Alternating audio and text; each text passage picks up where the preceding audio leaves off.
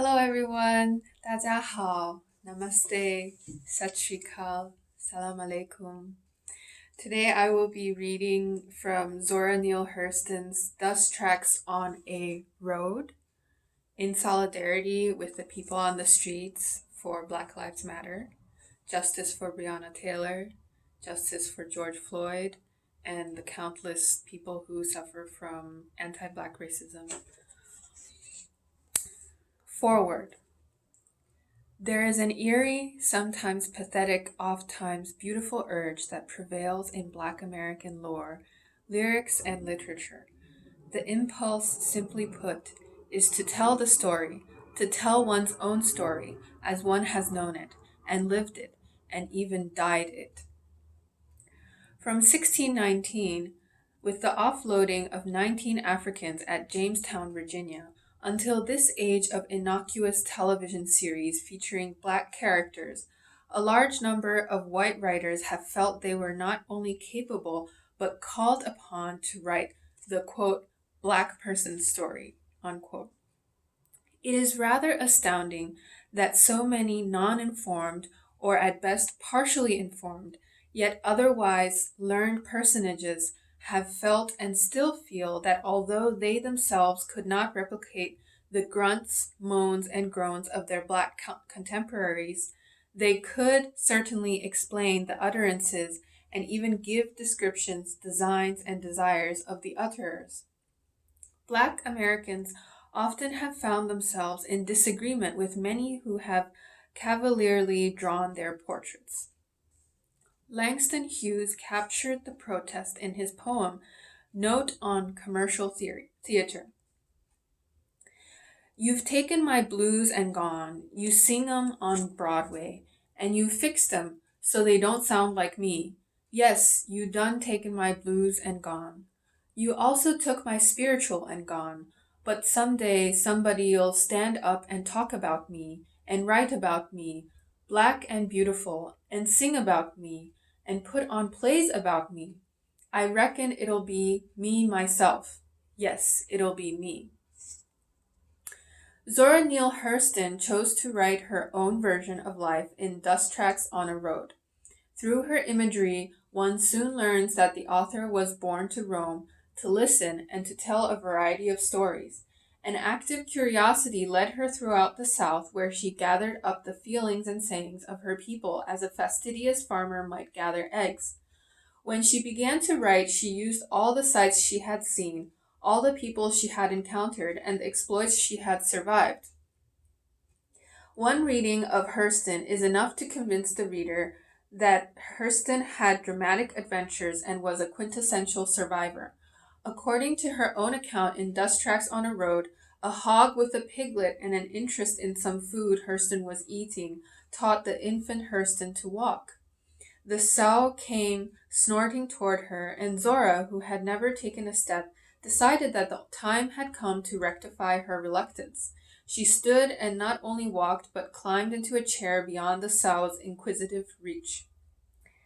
That lively pragmatism which revealed itself so early was to remain with Hurston most of her life. It prompted her to write and rewrite history. Her books and folk tales vibrate with tragedy, humor, and the real music of Black American speech.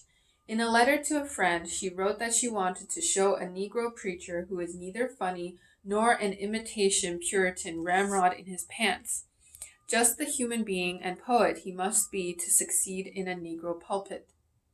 Thus, her first novel, Jonah's Gourd Vine, published in 1934, clearly told the story of John Hurston, her father, who could build houses, uproot trees, fight victoriously, love women, and preach the color blue out of the sky. Hurston was born in Eatonville, Florida, the only incorporated all-Black town in America. Her father, with whom she rarely shared a peaceful hour, had been the town's alderman, 3 times its mayor, and had written many of the laws in the late 1800s which are still observed in the 1990s. In this autobiography, Hurston describes herself as obstinate, intelligent, and pugnacious. The story she tells of her life could never have been told believably by a non-Black American, and the details in even her own hands and words offer enough confusions, contusions, and contradictions to confound the most sympathetic researcher. Her mother, whom she seemed to have pitied but only glancingly loved, died when Hurston was 9 years old. Her father remarried, and the antipathy between them was exacerbated by the presence and actions of a thick-skinned and malicious stepmother. Hurston found her first personal power at the expense of her father's wife. Quote, the primeval in me leaped to life. Ah, this was the very corn I wanted to grind. Fight, not having to put up with what she did to us through Papa. If I died, let me die with my hands soaked in her blood. I want her blood, and plenty of it. That is the way I went into the fight, and that is the way I fought it. She scratched and clawed at me, but I felt nothing at all. In a few seconds she gave up. I could see her face when she realized that I meant to kill her. She spat on my dress then and did what she could to cover up from my renewed fury. She had given up fighting except for trying to spit in my face, and I did not intend for her to get away. This puzzling book was written during 1940 and 1941, but for the most part deals with the early part of the 20th century. Hurston, who claimed to have been born in 1901, but whose records show her birth year was a decade earlier, most certainly lived through the race riots and other atrocities of her time. However, she does not mention even one unpleasant racial incident in Dust Tracks on the Road. The southern air around her most assuredly crackled with the flames of Ku Klux Klan raiders, but Miss Hurston does not allude to any ugly incident. Her silence over these well-known issues gives rise to many questions. Why did Hurston write Dust Tracks on a Road? Whose song was she singing, and to whose ears was she directing her melody? Is this book a tale or a series of tales meant to appease a white audience? Does Hurston mean to show herself as a sleeping princess who will awaken to grandeur with the slightest kiss from a white prince? Hurston does imply that the nicest people she met in her youth were whites who showed her kindness. It was a white man who, discovering her mother in labor, delivered Hurston into the world and afterward took a proprietary interest in her. Hurston recalls how the kindly, crusty old man took the 8-year-old black girl fishing and gave her advice that might have been William Shakespeare's from the mouth of a Faulknerian Polonius. He called me Snidlitz, explaining that Zora was a hell of a name to give a child. Snidlitz, don't be an N-word, he would say to me over and over.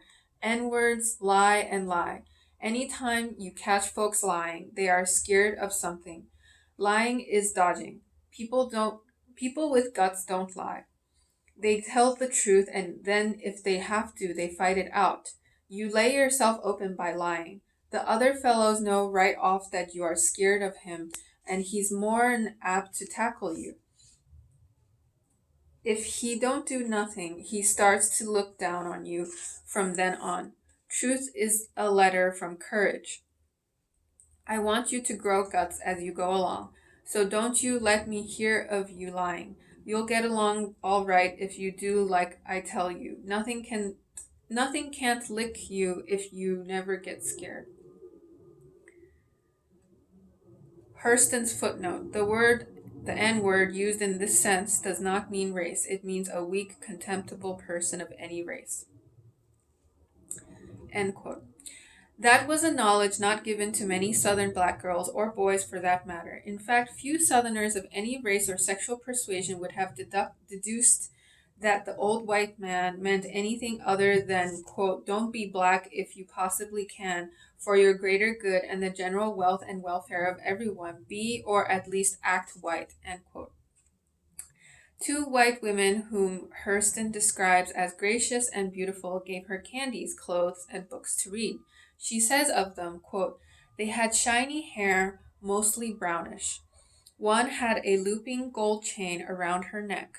The other one was dressed all over in black and white, with a pretty finger ring on her left hand. But the thing that held my eyes were their fingers. They were long and thin, and very white, except up near the tips. There they were baby pink. I had never seen such hands. It was a fascinating discovery for me. I wondered how they felt. First thing, the ladies gave me strange things, like stuffed dates and preserved ginger, and encouraged me to eat all that I wanted. Then they showed me their Japanese dolls and just talked. End quote. Is it possible that Hurston, who had been bold and bodacious all her life, was carrying on the tradition she had begun with the writing of Spunk in 1925? That is, did she mean to excoriate some of her own people, whom she felt had ignored or ridiculed her? The New Yorker critic declared the work a warm, witty, imaginative, rich, and winning book by one of our few genuine grade A folk writers. There is, despite its success in certain quarters, a strange distance in this book. Certainly, the language is true and the dialogue authentic, but the author stands between the content and the reader. It is difficult, if not impossible, to find and touch the real Zora Neale Hurston. The late Larry Neale, in his introduction to the 1971 edition of Dust Tracks on a Road, cited, quote, "At one moment she could sound highly nationalistic. Then at other times she might mouth statements which, in terms of the ongoing struggle for black liberation, were ill-conceived and were even reactionary. There is a saying in the black community that advises, if a person asks you where you're going, you tell him where you've been. That way you neither lie nor reveal your secrets." Hurston had called herself the queen of the N-word Roddy. She also said, "I like myself when I'm laughing." Dust Tracks on a Road is written with royal humor and an imperious creativity, but then all creativity is imperious, and Zora Neale Hurston was certainly creative. Maya Angelou. Thank you.